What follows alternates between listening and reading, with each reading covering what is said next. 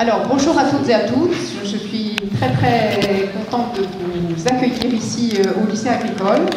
Donc, je vous souhaite au nom des députés de l'Isère la bienvenue à ces États généraux de l'alimentation isérois.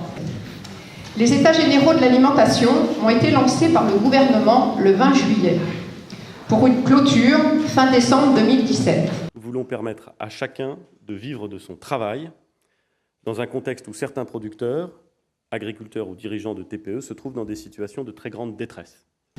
Ils s'inscrivent dans une logique interministérielle, pilotée par le ministre de l'Agriculture, de la Pêche et de l'Alimentation. Ces États généraux, nous les voulons gagnants d'abord pour les territoires, pour les hommes et les femmes qui vivent de ces métiers, pour les jeunes qui en rêvent, pour notre industrie et ses exportations, pour l'image de la France à l'international, mais aussi tout simplement pour les consommateurs que nous sommes chaque jour. Ces États généraux visent, alors tout d'abord, à relancer la création de valeur et en assurer l'équitable répartition, mais aussi à permettre aux agriculteurs de vivre dignement de leur travail par le paiement de prix justes, à accompagner la transformation des modèles de production afin de répondre davantage aux attentes et aux besoins des consommateurs, et enfin, à promouvoir les choix de consommation privilégiant une alimentation saine, sûre et durable. Pour permettre aux consommateurs de reconnaître ces produits locaux, le département propose de s'appuyer sur une marque territoriale, Alpes-Isère, qui a vocation de promouvoir le territoire dans les domaines touristiques, économiques et culturels. La déclinaison agroalimentaire de cette marque repose sur 3 promesses qui répondent aux attentes identifiées auprès des consommateurs. L'origine iséroise des productions, la qualité, en s'appuyant dans un premier temps sur les cahiers des charges existants, puis en valorisant les pratiques agroécologiques mises en œuvre par les agriculteurs isérois, et enfin l'équité, en garantissant une juste rémunération des agriculteurs. La définition de ces justes prix est en cours grâce à un travail sur les coûts de production mené par la Chambre d'agriculture. Je voulais savoir donner quelques éléments chiffrés qui démontreront la nécessité de travailler sur ces états généraux et notamment la répartition des marges entre producteurs, transformateurs et distributeurs. Le département de l'Isère, c'est un peu plus de 5000 exploitations. C'est 5000 déclarations à la politique agricole commune. C'est 3500 exploitations dites professionnelles, qui veut dire en gros qu'il y a au moins une personne qui vit essentiellement de ce qu'il fait sur son exploitation, sur la transformation et la vente directe de leurs produits. Malheureusement, les autres exploitations qui restent, aujourd'hui, 50% de nos agriculteurs en 2016 ont déclaré un revenu inférieur au seuil de pauvreté. Et c'est pour cela que les États généraux de l'alimentation sont importants. Au niveau de la profession, on y croit beaucoup. On espère que ça n'accouchera pas, je dirais, de plus petit qu'une souris, et que réellement, pour une fois, dans les lois et dans les textes de loi, les agriculteurs et les agricultures sauront respecter leur juste valeur, parce que dernièrement, dans les différentes négociations, toujours celui qui a perdu, c'était l'agriculteur, ou les agriculteurs. Donc par rapport à cela, nous comptons réellement là-dessus, pour que, enfin, l'alimentation reprenne sa vraie valeur, même si cela doit coûter un peu plus cher aux consommateurs. À un moment ou à un autre, il faut faire le choix entre changer son portable ou mieux manger. Donc c'est vous dire, mesdames, combien nous mettons de la confiance dans la démarche que le président Macron a entamée. Mais c'est surtout une nécessité. C'est une impérieuse nécessité pour que la profession trouve enfin de la rémunération. Mais quand je vois que les consommateurs estiment à 93% qu'il devrait être interdit de vendre en dessous des coûts de production, je me dis que finalement notre lutte pour qu'on arrive à une juste rémunération des produits trouve un certain écho dans la population quand même. Donc la production laitière, comme vous le savez, est en grande difficulté puisque les coûts de production ne sont pas couverts par les prix de vente. Pour essayer de résoudre ce problème, il faudrait peut-être essayer de remettre au goût du jour une régulation intelligente.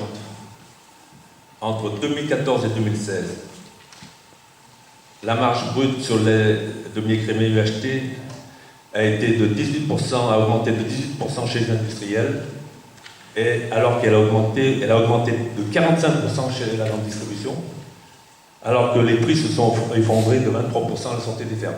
Trouvez l'erreur. Alors c'est pour ça que notre syndicat, nous demandons une exception agriculturelle, comme il y a eu une exception culturelle pour préserver le cinéma français, entre autres. Si on veut, les consommateurs veulent encore manger sainement et des produits français. Comme pour tous les paysans, on espère travailler énormément au niveau de la répartition des marges et on pense que cela peut passer par une réappropriation des outils de production, de transformation et de vente par les paysans. On pense qu'il va falloir à terme en finir avec les pesticides et pour cela il faut que l'État accompagne les agriculteurs vers une agriculture plus respectueuse de l'environnement et dont le modèle, entre guillemets, dont tout le monde s'inspire aujourd'hui parce qu'économiquement il est fort, c'est l'agriculture biologique en point de mire. Un troisième point important pour nous, c'est la politique foncière, parce que l'agriculture c'est une chose, mais les territoires ruraux c'en est une autre, et le monde qui vit dessus en est une autre. On s'aperçoit, alors je reprendrai encore l'exemple de l'agriculture biologique, mais également de la transformation en vente directe, qu'on a beaucoup plus d'actifs à l'hectare de surface agricole lorsque l'on est en vente directe, lorsque l'on est en agriculture biologique, et tout ceci, ce sont des emplois. Et il me semble qu'en France, il y a quand même entre 6 et 7 millions de personnes qui ne travaillent pas.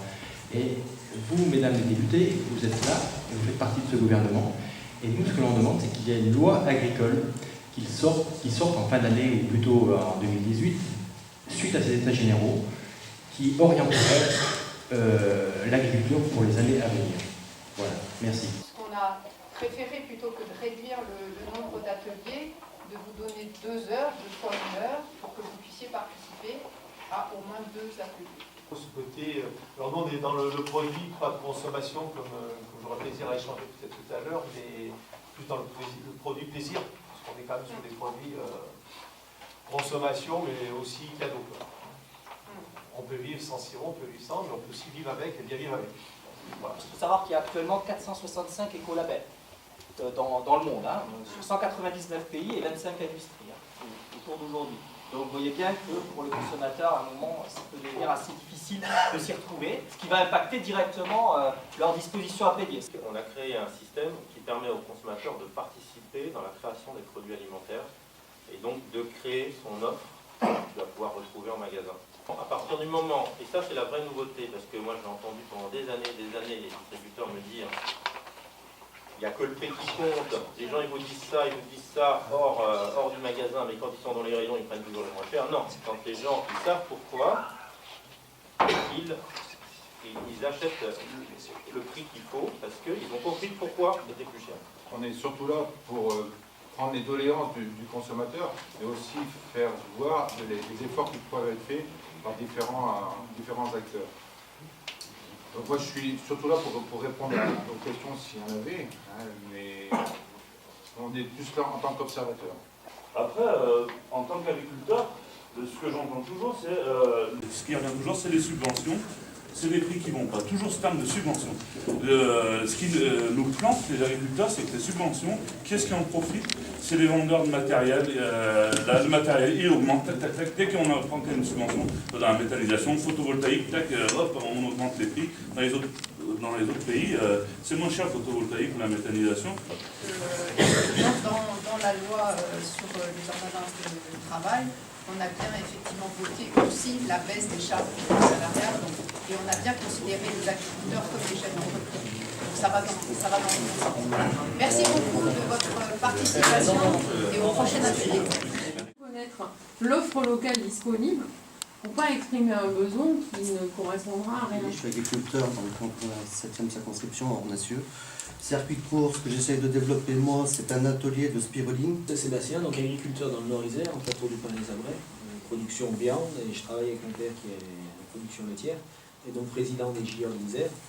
Donc nous, au niveau JOR, ce qu'on attend un peu de ces ateliers généraux, c'est qu'il y ait vraiment des solutions qui sortent, que ce soit pas simplement un constat et puis qu'on s'arrête là, qu'il y ait vraiment des solutions pour permettre, dans les synergies locales, de payer des charges peut-être plus simples pour pouvoir approvisionner les cantines, les pôles alimentaires, que le développement soit plus facile pour pouvoir ramener du prix sur les exploitations. Effectivement, ces états généraux sont une part très intéressante et pouvoir confronter et se confronter aux diverses parties, c'est très important. Luc Breton, je suis de la direction départementale des territoires de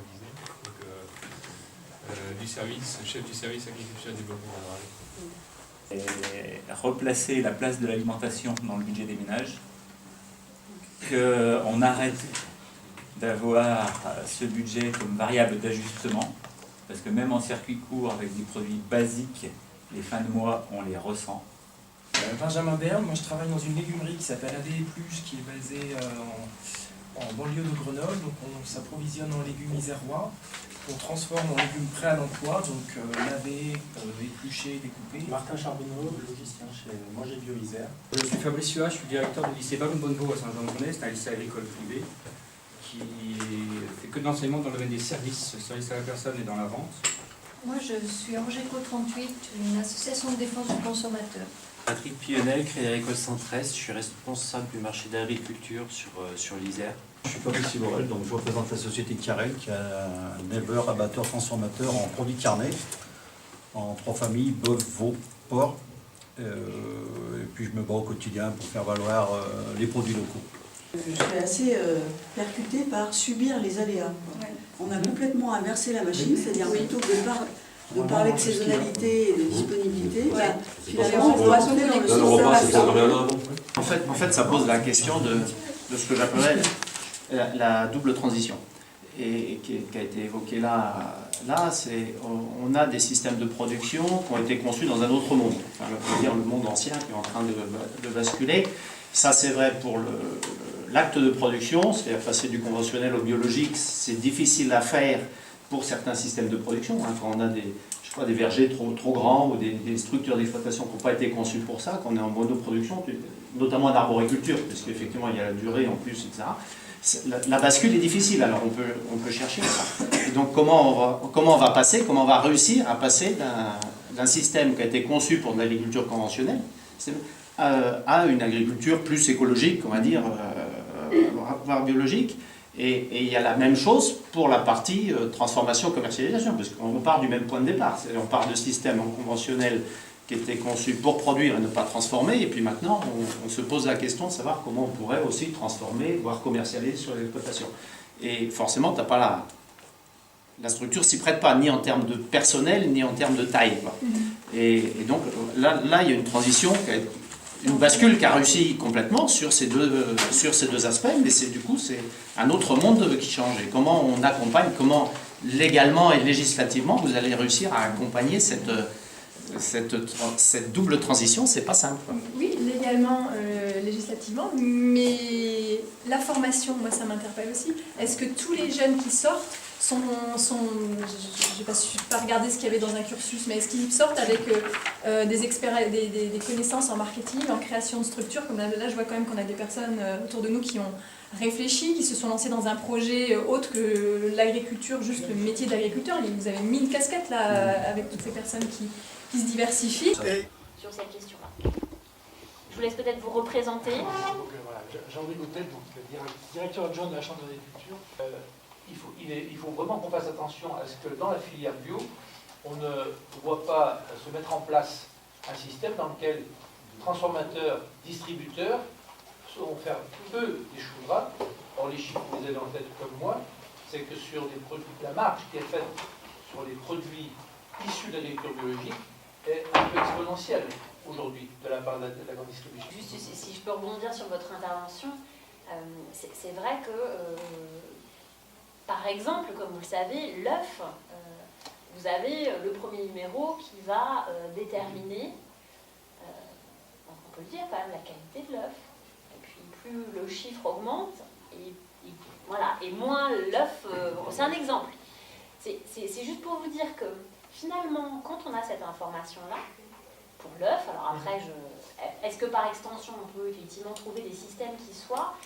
non pas de rajouter des normes, parce que comme vous le savez, à un moment donné aussi il faut arrêter, pas forcément rajouter des labels, parce qu'après les labels, vous voyez, on perd aussi en lisibilité avec la multiplication des labels, mais qu'en tout cas, dans cette grille déjà existante, dans ces contraintes déjà existantes, que, entre guillemets, les bons élèves puissent de façon clair et facile, mettre en évidence leurs bonnes pratiques. Ce qui est intéressant, c'est qu'on rend le consommateur acteur. C'est-à-dire que quand on lui dit, voilà les 3 catégories d'œufs que vous pouvez choisir, le premier est élevé en plein air, le deuxième est bio, le troisième est en batterie. Maintenant, vous avez le prix, mais vous avez un autre critère que le prix pour faire votre choix. Même au-delà de la simple région en termes de transformation, puisque vous arrivez maintenant à produire des porcs pour nos amis corses et que les Italiens qui vous en demandaient déjà continuent à voir la qualité de vos produits. Donc vous avez répondu à la fois à une problématique locale, à une problématique nationale et à une problématique internationale. Tout à fait. On est pas mal. Je suis président du comité pour le Saint-Marcelin, donc on a créé en 1994, au début on était en démarche sur une appellation d'origine, puis on est parti en 2006-2008 et réussi à obtenir une indication géographique protégée pour le Saint-Marcelin en 2013. Intéressant. On s'aperçoit que c'est le dernier qui intervient sur le produit qui met sa pastille. Et on ne sait pas ce qui se passe avant. D'accord, donc pour vous finalement c'est enfin quelque part c'est une sorte de c'est pas parce qu'on a un traçabilité. label ou une marque, je suis désolée, hein. Non, non. Pour moi ça n'a pas forcément une... En tant que consommateur, on se voit dedans. Sur les emballages, à la fin, l'origine de départ des produits. Les étapes. Les étapes, donc Et il y a une sorte de transformation. Traçabilité producteur, transformateur, vendeur. Je suis le représentant de la coopérative agricole dauphinoise. Vous auriez dû être là d'ailleurs. Vous auriez pu être avec nous. Je ne sais pas. On va vous écouter avec elle. Bref. Je suis aux élèves, enfin, moi je suis en lycée agricole. La mutation, la nouvelle orientation, c'est pas simple à faire. Les agriculteurs, ils ont beaucoup d'investissements, enfin, ils en parlent mieux que moi. Mais... On parle d'alimentation, on pourrait parler d'autre chose, mais ici on est sur l'alimentation. Il y a quand même un phénomène qui est soit l'agriculture raisonnée, soit le bio, l'agriculture on va dire de qualité entre guillemets, ce qui ne veut pas dire que les autres ne sont pas qualitatives non plus, qui est un vrai phénomène depuis quelques années en France. Ça peut être une voie de sortie ou une voie de développement pour certains, on ne peut pas se l'interdire non plus. Ça ne veut pas dire qu'on stigmatise les autres. Après, l'agriculture productiviste, les problèmes d'alimentation en France, d'alimenter la population française, ça fait quand même 60 ans qu'on est sorti de la Seconde Guerre mondiale. Par contre, il y a le productivisme aussi pour exporter. Et après, on peut se poser la question des relations nord-sud en termes d'alimentation. Mais ce n'est pas le sujet ici aujourd'hui, parce qu'on pourra en parler fort longtemps. Alors, d'abord, monsieur, parce qu'on est sur la commercialisation autour du bio, puis après, je vous donne la parole. Non, moi, sur le bio, je vais pas rejoindre monsieur, mais c'est vrai que de toute façon, pour l'instant, il y a une forte demande, elle existe. On dit toutes les entreprises sont concernées par telle chose, pour que nous, agriculteurs, on arrive à négocier. C'est pour dire que si on est seul face à l'entreprise, on a du mal à obtenir quelque chose. Et quelque part, c'est par rapport aux propos de M. Travers au dernier espace à Rennes. Il dit, nous, on a un rôle d'arbitre. Non, il y a des moments où il faudra quand même qu'il y ait l'État qui continue à intervenir, parce que si on est seul, le marché nous tire trop bas. Le marché ne s'équilibre pas. Donc il faut que vous ayez cette conscience-là, et à ce moment-là, est-ce qu'il ne faut pas dire, si les acteurs n'arrivent pas à des prix suffisants, moi j'interviens en tant qu'État, en tant que puissance publique. Non, nous l'enquête qu'on a menée, c'est 93% des consommateurs n'acceptent pas, ne sont pas d'accord que l'agriculteur vende à perte. Et donc ils sont à la rigueur solidaires derrière la production agricole. Je ne vais pas vous dire qu'il faut un prix minimum, mais il faudrait qu'on ait une base pour faire 1 litre de lait ou pour faire 1 kilo de fruits en dessous de temps, au moins qu'on ait un prix plancher, quoi. Après, comment dire, l'offre et la demande, oui, bien sûr, on est d'accord. Si le prix minimum il est à 1,30 pour 1 kilo de pêche, une bêtise, et puis que le cours est à 2,60, non mais je veux dire, à 1,30 on achètera plus cher. Et ensuite, il y a aussi le Faire France, enfin, je veux dire, tout le monde met le petit gazon de France et puis on va acheter partout ailleurs. D'accord. Et des fois, même sur des produits bio, il y a de la distribution, on fait le produit bio. Mais acheter à l'autre bout du monde. Donc très bien, après il faut savoir ce qu'on veut. Après ça c'est de l'éducation, parce que je ne vais pas restreindre le... Comment dire, c'est de l'éducation. L'éducation, et en même temps vous avez parlé tout à l'heure de mieux manger. De manger un peu moins, d'acheter un bon morceau de viande. Moi je suis d'accord avec vous. Quelqu'un qui mange des nuggets matin, midi et soir, quand on voit ce qu'il y a dedans, il faut mieux d'acheter qu'une fois de la viande, et puis c'est vrai, il n'en mange pas 3 fois, on est d'accord. Je suis désolé, les nuggets à 3,50 € ou à 4 €, j'ai pris l'exemple tout à l'heure de la merguez à 5 € le kilo, avec 80% de bof, du porc et de l'agneau, mis à part des déchets de parure, je ne vois pas ce qu'il y a dedans. Par contre, quand on dit l'agriculture productiviste, je veux bien l'entendre sur certains domaines. Et après, c'est un état de fait. Par contre, pourquoi on ne met jamais l'agroalimentaire productiviste? Aujourd'hui, si vous me trouvez en France, il y en a quelques endroits, du jambon blanc en noix entière, et ben vous m'en ramenez. C'est un circuit mondial. Donc, le président est très européen, il faudrait qu'on finisse l'Europe. Parce qu'on a accepté de doubler l'Europe à la chute du mur de Berlin, mais ce qui est inadmissible, c'est que 25 ans après, il n'y a eu aucune convergence sociale. Je ne parle pas des travailleurs polonais, mais je dis... quand le Portugal, l'Espagne sont rentrés, on nous a dit, en 5 ans, en 10 ans, ils seront au même niveau que nous, parce qu'il y avait une marge. La marge était complète. Et pourquoi, depuis 25 ans, ceux qui sont à la tête de l'Europe imposent le libéralisme et refusent la convergence sociale? Parce que la convergence sociale, c'est ce qui permettra qu'on n'ait pas des pays qui viennent proposer à la grande distribution des prix moins chers que la France.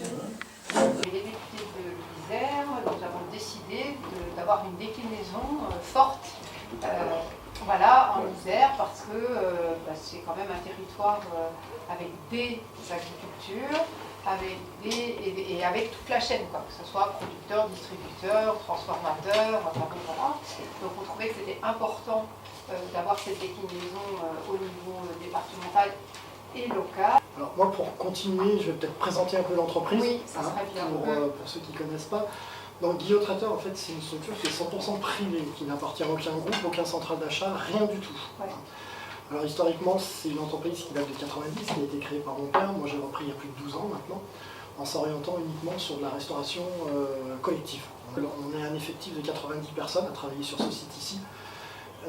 Et on fabrique grosso modo 16 000 repas tous les midis que l'on distribue dans près de 300 restaurants scolaires sur l'Isère et vraiment le nord de la Drôme. Je travaille essentiellement avec des producteurs locaux. On prend du lait frais.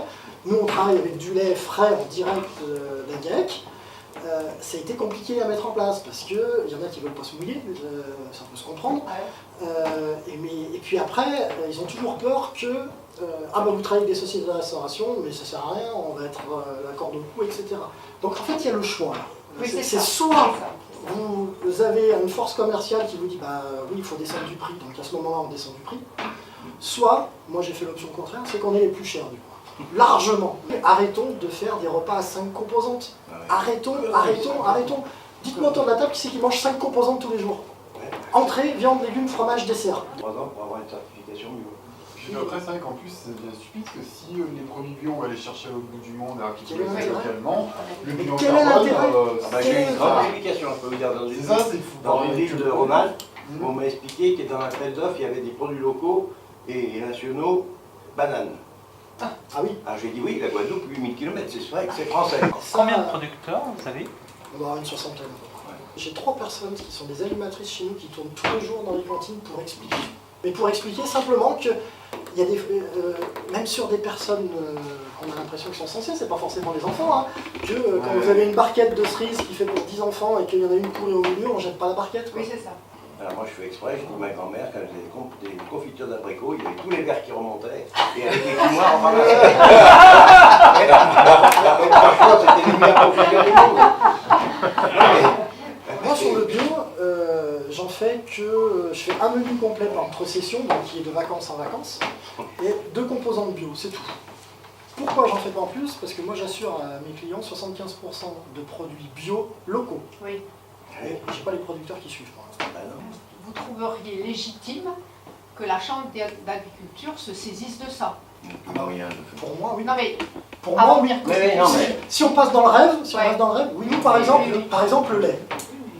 On a divisé, depuis qu'on fait du lait frais, on a divisé par 3 la consommation de crème.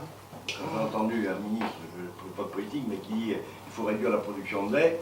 Bon, j'ai dit il va peut-être couper 2 pies sur 4. Hein. Attendez, la vache, elle en fait le matin et le soir, donc non, mais la il faut les aider à passer un autre cap. Pour nous, ça sera le mot de la fin, parce qu'on est obligé de continuer, donc on vous remercie beaucoup. Il faut qu'on avance, mais moi je veux juste terminer aussi sur un mot, c'est N'oublions pas que les consommateurs de demain, c'est les enfants d'aujourd'hui. Oui, c'est juste ça que j'ai marqué. Parce que pour moi, c'est super important. Ok. Merci beaucoup. Donc j'ai fait les études au lycée agricole à la Côte Saint-André. Donc là j'ai rencontré mon mari. Et quand j'ai pu moi m'installer, mon beau-père avant avait une exploitation, donc c'était la ferme était juste ici. Donc sa maman était déjà agricultrice, donc voilà, c'est déjà voilà, ça fait très longtemps. Non, on part pas de, non, on n'est pas parti de rien. On s'est installé avec mon beau-père, donc là à cette époque-là, tout marchait à peu près bien, on n'avait pas une grosse structure. Et c'était la même production Oui, il y a eu toujours eu du lait. Voilà. Et bon, plus ça va, plus on s'agrandit parce qu'on essaye de faire. Donc à l'époque, quand je me suis installée, il fallait plus ou moins diversifier. Donc on s'est lancé dans l'élevage de chevaux de trait, destiné plutôt à la consommation. Donc là, ça a cassé la figure aussi. Donc après, on a abandonné cette idée et bon, on s'est agrandi. Mon mari s'est installé avec nous. 90 vaches laitières à la traite. Donc ça fait avec le renouvellement, ça fait 200 mètres. Donc tout ce qu'il faut, voilà, le lait est mal payé, il faut acheter beaucoup de choses, il faut quand même les nourrir, voilà. Plus les terres aussi à entretenir, et c'est toujours, voilà, aujourd'hui sans les aides de la PAC, finalement, ça marcherait pas. Voilà, on ne peut pas s'en sortir. Donc c'est ce qu'on trouve, nous, c'est aberrant d'être, finalement, de recevoir des primes. Oui. Pour arriver à vivre de notre métier. Moi, aujourd'hui, c'est ça qui me fait... c'est triste parce que... Et le litre de lait, pour vivre correctement, il faudrait qu'il soit combien je parle en 1000 litres, donc, à 360 € la tonne. Oui, voilà. Donc aujourd'hui, on est à autour de 300. Nous, quand on a fait notre prévisionnel là, pour construire le bâtiment, notre comptable a fait un prévisionnel à 320 € la tonne pour qu'on arrive à s'en sortir. Juste là. Et aujourd'hui, pour vivre correctement, oui, voilà, sans, comme tout le monde. Comme tout le monde, enfin, non, il n'y a pas tout le monde. Parce qu'il y a des non, mais comme des gens qui bossent chez un patron. Voilà. Non, mais ce qu'il y a, c'est que bon, on travaille beaucoup.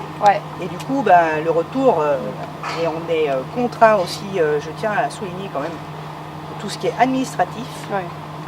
Parce que ça, même avec Internet, il y a beaucoup de choses quand même. Enfin bon, je vais. La Chambre d'agriculture ou la DDT, c'est exactement la même chose. On dit qu'il n'y a plus de quotas, mais il y a toujours des quotas. Parce qu'on a tant de litres à produire sur l'année. Hein.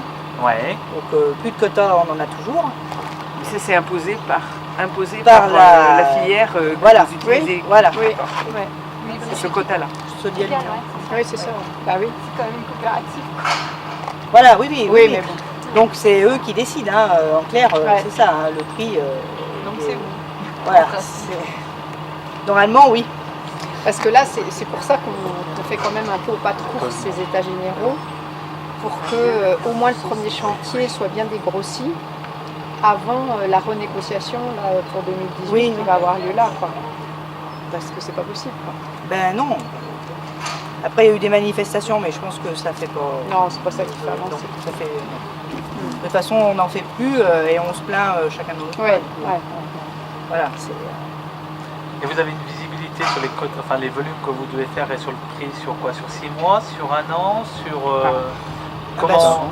c'est par an, oui. Par an, sur une campagne laitière, quoi. Donc, sur une campagne laitière, c'est ça? Une campagne laitière, ça va de mars à avril l'année d'après. Voilà, on a tant de litres à produire. Si on dépasse, on nous paye moins que rien. Oui, c'est ça. Parce que, bon, malgré tout, c'est ça qui est un peu... Et vous auriez le droit de le revendre à quelqu'un d'autre sur plus? Non, vous êtes complètement... Donc, c'est pour ça que des fois, on essaye de faire pour que nos vaches ne fassent pas du lait, parce que malgré tout, on le produit. C'est le même. Bien sûr, bien sûr. Et il est payé 50 € les 1000. Oui, voilà, c'est ça. Ça me semble plus possible, 50 € là.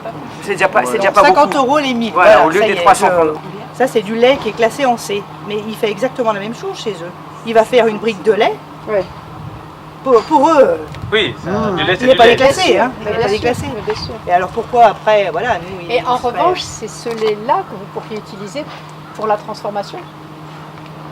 Pas forcément. Pas forcément, mais non, mais du coup, vous ne seriez plus obligé de vendre encore plus à perte une surproduction. Ah oui, oui, mais il faudrait pouvoir le transformer. Voilà. Mais bon, ça c'est pareil. Hein, non, non, mais voilà. Et vous auriez le droit avec vos contrats de faire, de faire de la transformation? Voilà, parce que est-ce que c'est pas finalement, il y a le prix d'une chose d'une part, mais est-ce que dans ces contrats, c'est pas l'exclusivité qui finalement est la plus gênante dans vos... Ben oui, dans parce votre que nous, du coup, on s'il n'y avait peut pas pas dire. l'exclusivité, vous pourriez diversifier plus facilement finalement. Ah ben tout à fait. On a une centaine de vélages, donc une bonne centaine de veaux, parce qu'il y a des jumeaux. Donc, ça dépend. Une bête de 6 ans, quoi. Une bête de 6 ans, normalement... C'est au prix de la viande. Hein. Oui, Oui, enfin, voilà, bon, c'est globalement, ça. moyenne. Là, c'est une bonne vache, enfin, oui, c'est autour de 3 € le kilo. Oui, et ça fait autour de 300 kilos, oui, c'est ça. 3 kilos. Ah bah... On retrouvera sur d'autres magasins, Panne Enchantée, à Vienne, ou alors à Saint-Brin, quel marché. C'était une volonté des élus, parce qu'on est vu là, on ne savait pas bien où mettre les pieds aussi. Chacun est dans son rôle. Moi, je considère que c'était aux politiques de préparer les choses en amont, de mettre en place des moyens, des institutions et des procédures pour permettre aux professionnels de venir s'installer. Oui, je pense. Il y a ces clients-là en purée qui ont quand même beaucoup de demandes et qui sont très demandeurs de produits de qualité aussi bien gustative qu'en termes de résidus pesticides. Donc c'est très très cadré parce qu'il y a une distorsion de concurrence assez énorme dans le monde parce qu'il y a des produits qui sont interdits d'un côté, autorisés de l'autre. Et ça pose, même à l'export, ça pose énormément de problèmes. Par exemple sur le cassis ou des choses comme ça. Ils sont obligés d'analyser presque chaque lot sur 200 molécules. Maintenant, il y a des analyses, ça coûte 300 €, on analyse 200 molécules phyto, on a le résultat 10 jours après. Moi, j'en ai fait ici, et on centralise aussi tous les calendriers de traitement des producteurs et tout ça. C'est assez carré. C'est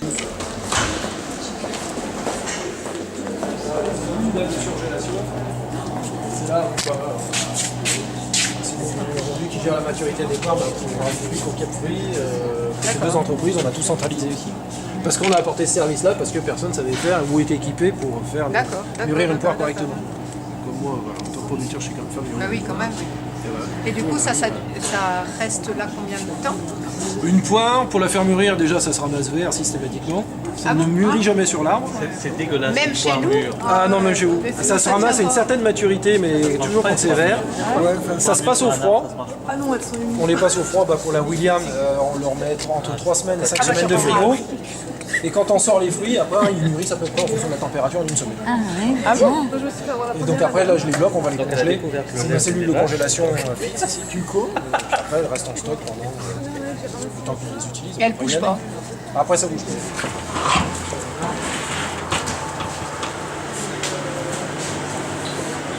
Ouais, je peux me connecter à distance à l'ordinateur et je peux gérer les taux à distance. Oui, toute la partie développement technique de l'entreprise, pour le coup, c'est connecté à l'ordinateur. C'est moi qui supervise. Mais ça évolue, c'est ça, c'est que rester à la pointe, mais c'est ça. Oui, c'est ça. On est vite dépassé.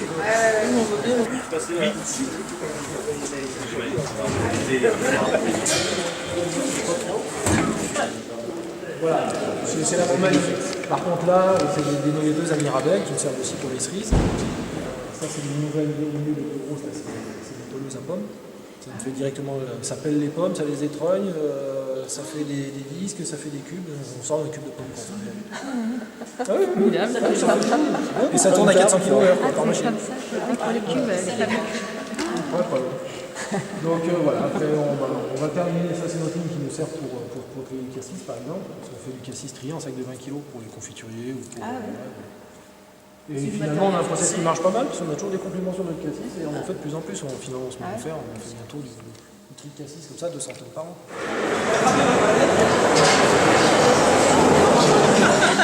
On sait jamais si ça se ferme.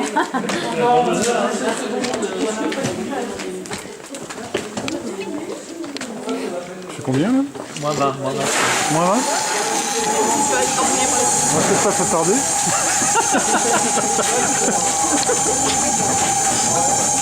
Ah oui, quand même. Comme les bibliothèques. Ouais, c'est ça, exactement. C'est vraiment... C'est mieux qu'Amazon. C'est l'Amazone du fruit. Ah bah non, mais On a même pas pour certains clients, on a même intégré un peu plus longtemps de stock. C'est-à-dire que c'est Génifruit qui achète pour le compte du client ses produits. Donc du coup, ça soulage le stock des entreprises et c'est aussi comme ça qu'on a trouvé des clients. Là, il y a Tout un tas d'activités. du service. Et là, ça va Oui. Il y a des compteurs.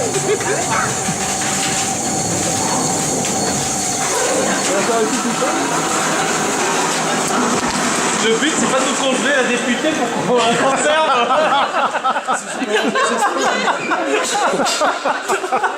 On l'a toujours.